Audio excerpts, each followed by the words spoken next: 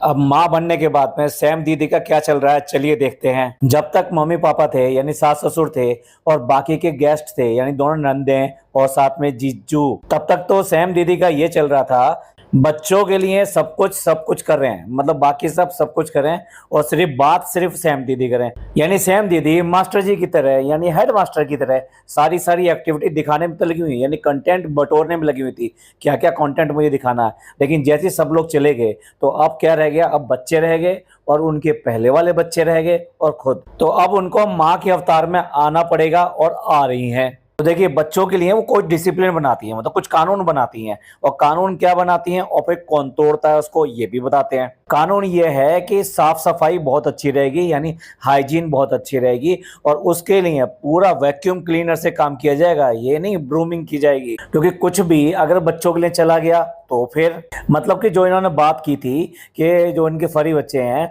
उनके बाल वगैरह उनके तक ना जाए, उसके लिए इन्होंने ब्रूमिंग की बजाय वैक्यूम क्लीनर का इस्तेमाल कर दिया। और यही नहीं, इंस्ट्रक्शन ये है कि बच्चों को हाथ नहीं लगाना, मतलब डायरेक्टली बच्चों को हाथ नहीं लगाना।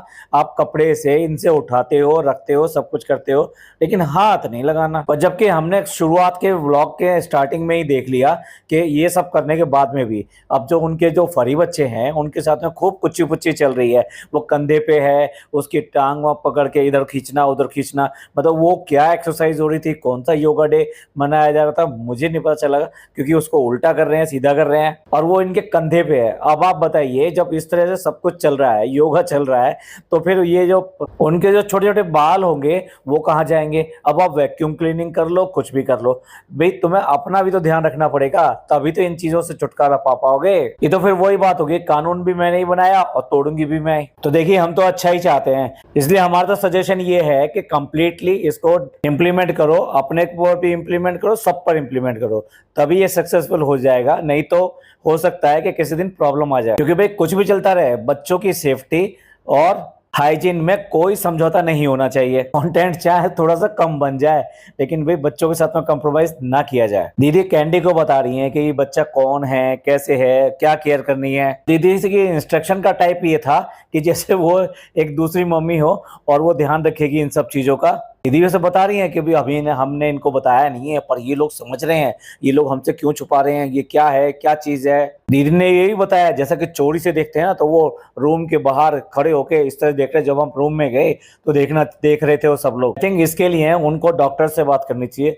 डॉक्टर्स मीन्स जो उनके फरी बच्चे के डॉक्टर हैं, वो उनके बिहेवियर को बहुत बेटर तरीके से जानते हैं कि बच्चों के साथ में कैसा बिहेवियर करते हैं और किस तरह से उन्हें ट्रेन किया जाना चाहिए उनकी सेफ्टी के लिए। एक चीज बड़ी अजीब लगती है, कहाँ तो इतनी ज्यादा नजर की बात करती हैं, और नजर को इन्होंने थोड़ा डाइल्यूट करने की कोशिश भी करी कि हम नजर के बारे में क्या कहना चाह रहे थे। लेकिन जिस तरह से वो बच्चों की एक्टिविटी को सारी बताती हैं कि भाई वो तो ऐसे हाथ उठा रही थी जैसे कि दुआ मांगते हैं। कभी कभी तो ऐसा लगता है कि बच्चे आने के बाद में इनमें भी सब में बच्चों वाली एक्टिविटी आ गई है, क्योंकि बच्चों की जितनी हरकतें होती है ना, ये कर करके दिखाते हैं। फॉर एग्जाम्पल जैसे टोपी आई है एक, बहुत ही अच्छी, नहीं वैसे टोपी बड़ी क्यूट सी थी और मुझे बड़ी अच्छी लगी। जब एवी ने टोपी पहनी थी, नहीं यार वो मजा नहीं आ रहा था, लेकिन भाई जब सैम दीदी ने पहनी तो वो तो बड़ी क्यूट सी लग रही थी उस टोपी पहनकर। हालांकि बच्चों की टोपी थी, लेकिन भाई वो तो ठीक है टोपी पहन ली, और जैसे टोपी पहनी बच्चों की तरह से जीभ निकाल के अजीब मुंह बनाना, कभी एवी मुंह टेढ़ा करके उसकी नकल उतारने की कोशिश करते हैं। तो बच्चे जैसे जैसे एक्टिविटी कर रहे होते हैं उनकी नकल उतार उतार के दिखाते हैं। भाई एक तरफ आप नजर की बात करते हैं, हालांकि यहाँ पे नजर को इन्होंने थोड़ा डाइल्यूट किया कि नहीं भाई आप सब लोग जो जितने भी हैं उनसे नजर नहीं रह सकती, आप लोगों ने तो बहुत बहुत दुआएं दी हैं। ये बात सही है कि इनके लिए बहुत ही अच्छा बोला गया, और रियली इतने ज्यादा व्यूज आने का मतलब भी यही है कि जिस तरीके से इनके पहले व्यूज आते थे उससे कई गुना ज्यादा अब व्यूज आने शुरू हो गए।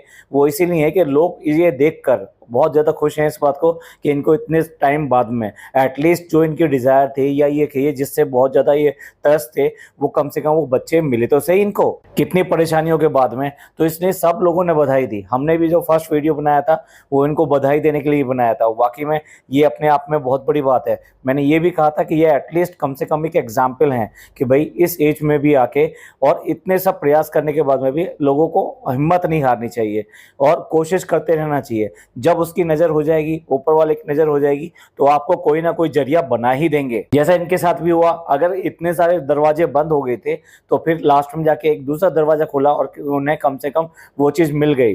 तो इनका ये कहना कि भाई जो लोग हैं, जो लोग इनको देखते हैं तो वो बहुत बहुत आशीर्वाद देते हैं, खुशी मनाते हैं, इवन देन बच्चों के लिए बहुत ज्यादा फिक्रमंद दिखाई देते हैं, यानी वो बहुत सारे सलाह दे रहे होते हैं। तो इसका मतलब ये भी यहाँ पर डाइल्यूट करके ये बात बोल रही हैं कि भाई बच्चों को उनकी नजर नहीं लग सकती, तो भाई किसकी नजर लग सकती है? अभी सोचिए ना, देखने वाले जितने भी हैं, कोई भी, चाहे रिएक्शन चैनल वाला हो, चाहे कोई पॉडकास्टर हो या फिर आम लोग हों, वो क्यों करके इनको नज़र लगाएंगे या क्यों करके कहेंगे? लेकिन हाँ, अगर आप इस तरह से एक्टिविटीज़ को उनको बहुत ज़्यादा बताएंगे, ये सब करेंगे, तो कम से कम जो माँ बाप हैं उनकी ही नज़र लग जाती है। क्यों माँ बाप की नज़र नहीं लगती? ऐसा कहा जाता है ना कि भाई अपनी ही नज़र लग जाती है। इसलिए बड़े बुजुर्ग तो कहते हैं कि बच्चों के बारे में ज़्यादा इस तरह की बातें नहीं करनी चाहिए। एक बात और कहना चाहूँगा कि अब तक मैंने बहुत सारे ऐसे कमेंट देखे थे, कुछ ऐसे बात आई थी कि भाई इनमें बिल्कुल ममता नहीं दिखाई दे रही और बच्चे तो आ गए हैं, लेकिन इनमें ममता कहाँ है?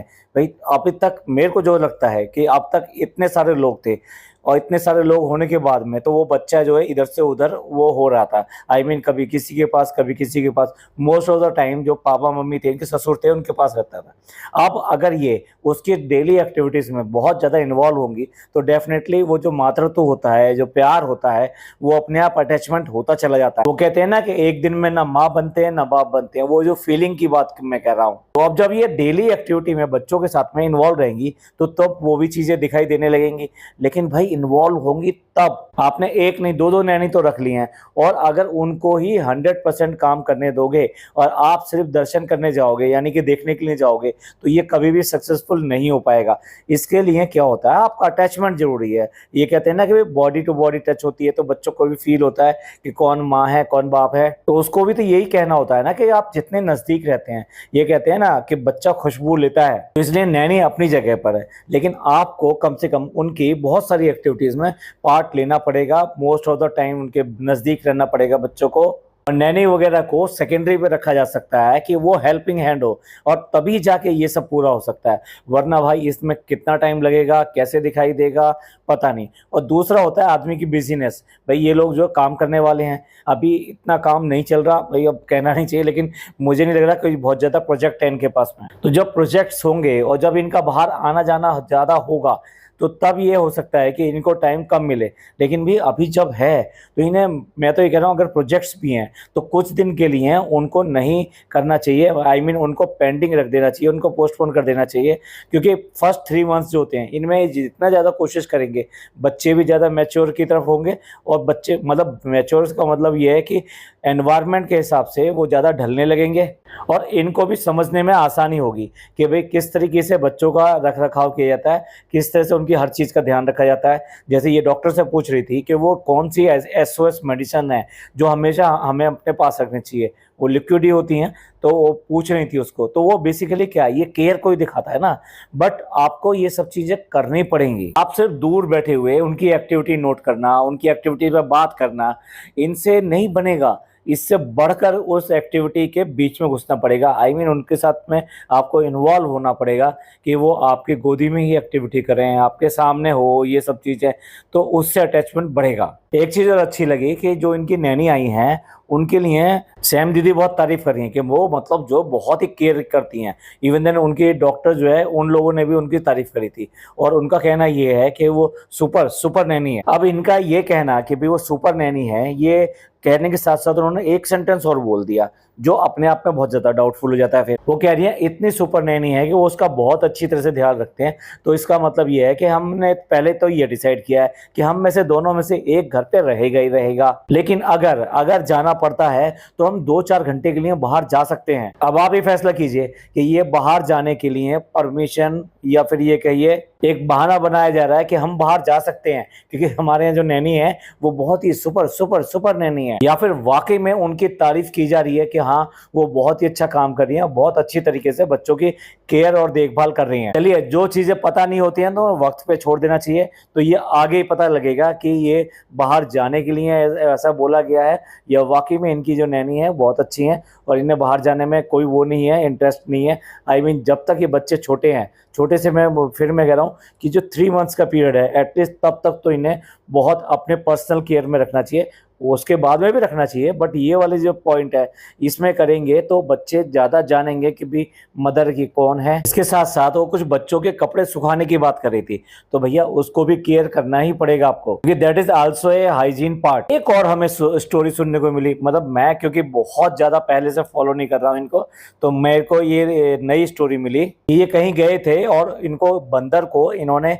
कुछ खाना वगैरह खिलाया था। तो उस दिन से इनकी दुनिया बदल गई, या ये कहिए कि लाइफ इनकी काफी चेंज हो गई। वैसे इस स्टोरी में मुझे कोई खास या खराब बात नहीं लगती, क्योंकि भाई जिस तरीके से ये फरी बच्चों के साथ में अटैच्ड हैं, तो इस तरह से जो बाकी हैं वो बंदर हो सकते हैं, बाकी हो सकते हैं, तो अटैचमेंट होना स्वाभाविक है। और अगर उसके साथ में अगर आप उसको खाना या कुछ भी मतलब कुछ के उसके लिए कर रहे हैं तो इसमें गलत कुछ नहीं है। लेकिन इनका ये कहना कि उस दिन के बाद में मेरी लाइफ चेंज होगी, ऐसी चीजें ये अपनी लाइफ में बहुत सारी मतलब इन्वॉल्व करती हैं कि भाई तब मैंने ऐसा किया था तब इसके लिए ऐसा हो गया, तब मैंने वैसा किया था तब इसके लिए ऐसा हो गया। तो इन चीजों को इनके साथ में जोड़ कर देखना ये मतलब कितना सही है, आप ही कमेंट करके बताइएगा। क्योंकि इनका प्यार इन सब के प्रति अच्छा है, ये बहुत ही बढ़िया है। पर किस्मत, दुनिया, ये सब ऐसे चेंज हो जाना कि हमने उनके साथ ऐसा कर दिया, इसलिए भाई एक तो ये है कि ये इसको ये जोड़ के ना देखा जाए कि कोई काम लालच के थ्रू किया जा रहा है कि भाई इन्हें ये है कि भाई इनको साथ में ऐसा करेंगे तो हमारे साथ ऐसा अच्छा होगा। नहीं, जो प्रेम होता है, प्यार होता है, वो बिल्कुल अलग ही होता है। तो ये उस तरह से तो जोड़ के नहीं देखना चाहिए। पर लेकिन ऐसा करने से ऐसा हो गया, इसमें कितना सही है, ये तो वही बात होगी जैसे टैरो कार्ड रीडर ने कुछ जानकारी दी, कुछ सही होगी कुछ गलत होगी। कुछ सही होगी वो आपने मान लिया कि ये ठीक है, जो गलत होगी उसका क्या। वैसे एफर्ट्स तो एवी की भी दिखाई देती हैं। इस तरह से वो दवाई की और दूध की इन सब की जानकारी फोन पे भी ले रहा है। मम्मी तो ड्यूटी पे लग गई है भाई, लेकिन पापा ऑन ड्यूटी ये है कि वो फोन पे भी ये सब जानकारी ले रहे हैं। तो ये सब कर रहे हो तो बहुत अच्छी बात है, बहुत ही खुशी की बात है। लेकिन जब इस तरह के वर्ड यूज करती हैं दीदी कि मैं तो जॉम्बी बन गई हूँ, मुझे ऐसा लग रहा है क्योंकि रात को थोड़ा जगना पड़ा था, ये अच्छा नहीं लगता और बिल्कुल भी सेंसफुल नहीं लगता कि आप इस तरह की बातें करो। भाई अपने बच्चों के लिए आप कुछ भी करते हो तो आपको इसमें बहुत ज्यादा गर्व महसूस होता है, प्यार महसूस होता है, और यही तो वो अटैचमेंट होता है जिसके लिए आप हंस हंस के वो सारे दुख भी झेल लेते हैं। भाई यही तो माँ बाप की बात है। माँ बाप क्यों कहे जाते हैं? क्योंकि वो पूरी तरह से अपना सुख दुख भूल कर बच्चों का ही करने में लग जाते हैं। इसलिए कभी कभी एवी भी बोल देता है इस तरह की बातें, और सैम दीदी भी बोल देती हैं। तो इस तरह की बातें ना बोली जाए तो अच्छा है। इससे लगता है कि जैसे बच्चों को आप बोझ समझ रहे हो। एक चीज और नोट करिए कि घर पे ये दोनों लोग हैं और उसके बाद में भी जो सामान वगैरह है यानी ग्रोसरी या कुछ भी कह लो, वो सारी वो गुड़िया लेने के लिए गई। अब भाई एक आदमी के ऊपर आप कितना कितना बोझ डालोगे, उससे क्या क्या नहीं कराते। जो व्लॉग में हम देखते हैं घर की तो सारी जिम्मेदारी उसके पास है ही। अब जो है बाहर की भी जिम्मेदारी हो गई। लोग इस बात पे भी तुल दे रहे हैं कि भाई एक जो ननद का हस्बैंड था यानी दूसरे जो जीजू थे इनके, वो नहीं आए। वो क्यों करके नहीं आए, किस तरह के संबंध हैं, क्या बात हो। हालांकि इन्होंने बताई नहीं। कुछ ऐसे भी पता लगा है कि वो बहुत शाई नेचर के हैं, तो वो इसलिए कैमरे पे आना पसंद नहीं करते। And it may be possible कि भाई कोई अपने काम में भी ऐसा बिजी हो सकता है। लेकिन भैया भाभी उनकी भी पुकार हो रही है कि वो आखिर हैं कहाँ, वो क्यों नहीं है। मैं कमेंट के ऊपर बात कर रहा हूँ। कमेंट ये भी इसके ऊपर भी थे कि जैसा इनकी मम्मी ने कहा यानी इनकी सास ने कहा कि भाई हम तो बिल्कुल ही आशा छोड़ चुके थे, हम तो उम्मीद छोड़ चुके थे कि अब बच्चे आएंगे। और इनका ये कहना है कि भाई हमने तो बच्चे सिर्फ और सिर्फ आपके लिए किए हैं। अच्छा, इसी में इन्होंने बच्चे के बेली बटन की भी बात करी कि भाई ऐसे ऐसे करके बेली बटन ऐसा हो गया है और मैं दिखाती हूँ। बट क्यों करके ये सब चीजें, फिर आप उसके बाद में नजर और इन सब चीजों को भी मानते हैं। तो ये सब चीजें ना ही करी जाए तो अच्छा है। वैसे भी इतना ज्यादा कौन करता है कि बेली बटन की बात की जाए, बेली बटन दिखाने की बात की जाए, वो सूख के थोड़ी देर में तो गिर ही जाता है। दूसरा इस तरह की भी बातें कि भी अभी जो है पापा मम्मी को यहाँ ज्यादा टाइम देना चाहिए था, उनको जाना नहीं चाहिए था। लेकिन इनका जो भी रीजन बताना कि उनको अभी घर चेंज करना है, और घर चेंज करना छोटी बात नहीं होती, वो बहुत बड़ी बात होती है। लेकिन घर चेंज करना ये बेसिकली एक प्लान्ड एक्टिविटी है। कब करेंगे, कैसे करेंगे, अनटिल अनलेस आपके पास में कोई मजबूरी ना हो। तो भाई घर चेंज या तो पहले क्या करा जा सकता था, क्योंकि ये तो पता था ना कि बच्चों की डिलीवरी कब होने वाली है, और बच्चों की डिलीवरी उसी टाइम पे हुई जो इनको उम्मीद थी। आई थिंक 8-10 दिन का फासला हो सकता है, जो कि डॉक्टर ने टाइम दिया था, और ये जो लोग चाहते थे कि इस दिन हो जाए, ये तो उसी हिसाब से हुआ है बच्चे तो। और अगर उसी हिसाब से हुआ है तो आपकी प्लानिंग फिर क्या कर रही थी? तो ये पापा मम्मी का ये जो रूम चेंज करने आने वाली बात है, घर चेंज कराने वाली बात है, तो अगर पहले हो जाता और उसके बाद में फ्रीली वो लोग यहाँ रुक पाते तो एक लंबे समय के लिए वो इनको हेल्प भी हो जाती और खास तौर से बच्चों की भी बेटर तरीके से केयर हो जाती। तो इनका इस तरह से कैसे जाना, ये बेसिकली ये है कि भाई ये चाहते थे या नहीं चाहते थे, क्योंकि एक बार भी हमने तो नहीं देखा कि उनको रोकने के लिए कोशिश की गई हो कि नहीं अभी आप रुक जाओ, चलो हम ये वाला एक्स अरेंजमेंट कर देते हैं या वाई अरेंजमेंट कर देंगे सो दैट आपके ये जो है ये चीजें हो जाएं, या फिर बाद में कर देंगे। बट इन लोगों का इस सेम टाइम पे इधर तो बच्चों का मतलब अब चल रहा है से मेरा मतलब ये है कि भाई ये नहीं जानते कि बच्चों को किस तरह रखना है, क्या रखना है। और दूसरा, एक जो लोग होते हैं, एक्सपीरियंस लोग होते हैं, उनका जो अपना अनुभव होता है वो अलग ही काम में आता है, तो इसलिए उनका यहाँ पे होना ज्यादा बेटर था। बाकी होप सो, जैसा मुझे दिखाई दे रहा है और जैसा मुझे लगता है, अगर इन्होंने वैसा ही किया जैसे मैंने सजेशन दिए, तो डेफिनेटली जो इनको ये जो कहा जाता है कि माँ नहीं दिखाई देती या माँ जैसा नहीं करती हैं, डेफिनेटली वो कहीं ना कहीं फिर आने लगेगा। और भाई बाकी तो वक्त के ऊपर है, ये करेंगे या नहीं करेंगे। चलिए, अभी नए व्लॉग मैंने देखे नहीं है, तो उनमें अगर कोई बात होगी तो अगले वाले पॉडकास्ट में ऐड करेंगे। अभी के लिए जो इंपॉर्टेंट पॉइंट लगे वो मैंने आपसे डिस्कस किए। आप भी बताइएगा आपको इस सब के बारे में क्या कहना है। अपने पॉइंट ऑफ व्यू को हमारे साथ जरूर शेयर कीजिएगा। ये पॉडकास्ट आपको अच्छा लगा हो तो प्लीज लाइक कीजिए, सब्सक्राइब कीजिए, शेयर कीजिए। थैंक यू, धन्यवाद, शुक्रिया।